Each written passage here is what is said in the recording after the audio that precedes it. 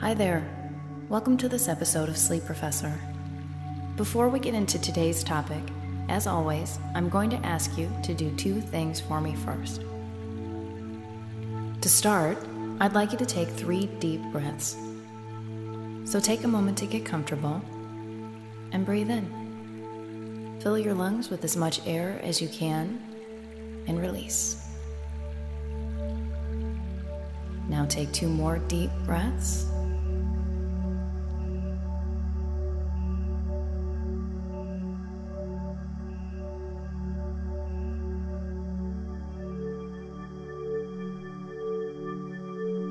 Great.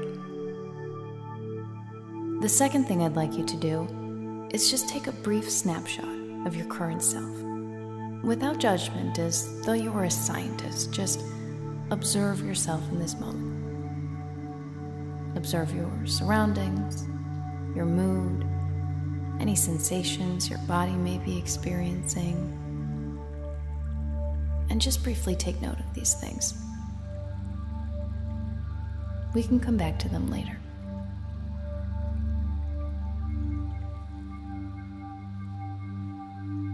In this episode, we're going to be talking about quantum entanglement, which is a really interesting feature of quantum mechanics.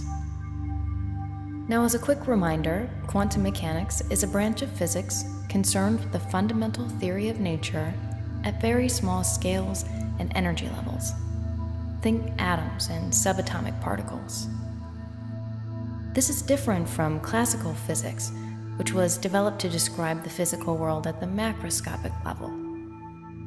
Even those of us who have never taken a course in classical mechanics have an intuitive sense of many of its properties, simply as a product of spending years interacting with the macroscopic world around us. But quantum mechanics is a different story. When you look at such tiny scales, the world has a number of properties that seem quite unintuitive and even paradoxical. Quantum entanglement is one such feature. In a quantum system, a quantum state is a description of the system's observable properties. A quantum state provides a probability distribution for the outcome of each possible measurement on the system. In quantum entanglement, which is the focus of this episode, pairs or groups of particles are generated in ways such that the quantum state of each particle cannot be described independently of the others. Instead, a quantum state must be described for the system as a whole. So the basic idea is that in the quantum world, 2 particles can be entangled such that the properties of one particle cannot be fully described without considering the other. To understand how strange this result is, it helps to have a basic understanding of another non-intuitive property of the quantum world, a principle called quantum superposition. When a particle is in superposition, it can be thought of as existing across all possible states. It might sound strange, but this phenomenon has been observed experimentally. Let's look at its manifestation in the famous double-slit experiment to get a better understanding. In a basic version of the double-slit experiment, a coherent light source, such as a laser beam, illuminates a plate pierced by 2 parallel slits. The light passing through the slits is collected on a screen behind the plate. The experiment can be set up so that single photons, or light particles, are fired at the plate one at a time. So let's imagine that case. Single photons are being fired one at a time toward a plate with 2 slits in it, and we are on the other side looking at the light pattern produced on the observation screen behind the plate. So what light pattern do we see? Well, when both slits are open, we might expect to see 2 bands of light directly behind the slits in the plate. But what we actually see is a series of light and dark bands which extend past the area directly behind the slits. This is called an interference pattern, and it suggests that the light is passing through the slits as a wave. An interference pattern can be observed with all types of waves, so let's visualize it by thinking of waves in a pool of water. Imagine our plate with the two slits as in a pool of water. We drop a pebble in the water, which sends a single wave toward the front of the plate.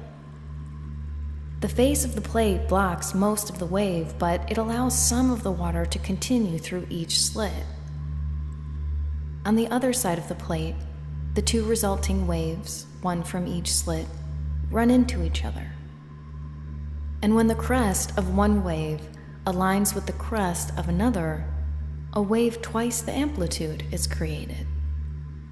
And when the crest of one wave aligns with the trough of the other, the amplitude of the resulting wave is 0. They've canceled each other out.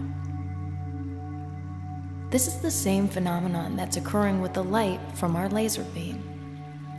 The light waves propagating from each slit interfere with each other. This can be observed by the pattern of alternating bands of light and dark on the observation screen. When two crests align, the amplitude of the wave is doubled, and the band of light we see on the observation screen is really bright. When the crest of one wave and the trough of the other cancel each other out, we see bands of darkness on the observation screen. This is why the patterns of alternating bands of light and dark on the observation screen is called an interference pattern. Now, the reason this is so strange is that you'll remember we are sending photons through the experiment one at a time. In fact, we can see them showing up at the observation screen one at a time at discrete points. But if we let the experiment run for a while, the pattern formed by these individual points will always become the interference pattern. But of course, an interference pattern is the result of two waves interacting, so the question is, if we can be sure only one photon is passing through the experiment at a time, what exactly is interfering to create this pattern on the observation screen? It is like the single photon's potential paths are interfering with each other. This is a manifestation of the phenomenon of superposition. When we see an interference pattern, even though photons are being fired one at a time, we are observing the effects of superposition. The single photon is in a superposition of going through the left slit and going through the right slit as it moves from the beam source to the observation screen. This is what causes the interference pattern. Interestingly, the superposition can be removed with observation. For example, if we block one of the slits, say the right slit, the photons have only one potential path from the beam source to the observation screen. They have to go through the left slit. This has been done in the actual experiment, and when one of the slits is blocked, the interference pattern on the observation screen disappears, and we simply see a single band of light behind the open slit. There is no superposition now, because there is only one potential path for the photon to take.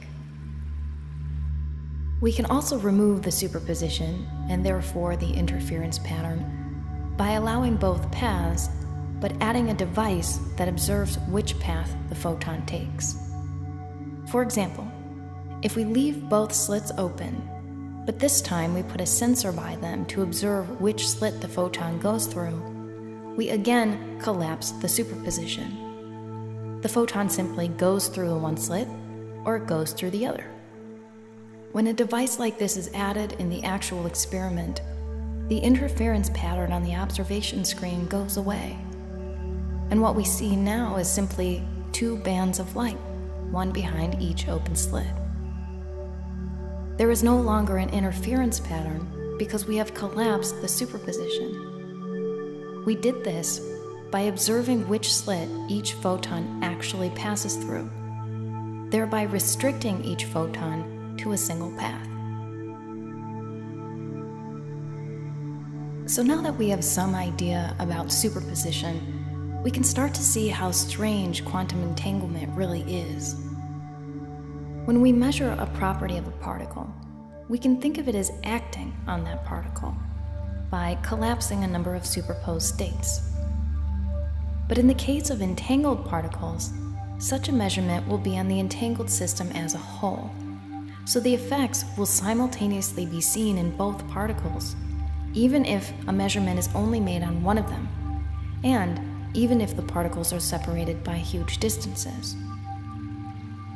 In other words, when we make a measurement on one particle, the superposition of the other entangled particle also collapses, even though there is no known means for this kind of information to be communicated between the two.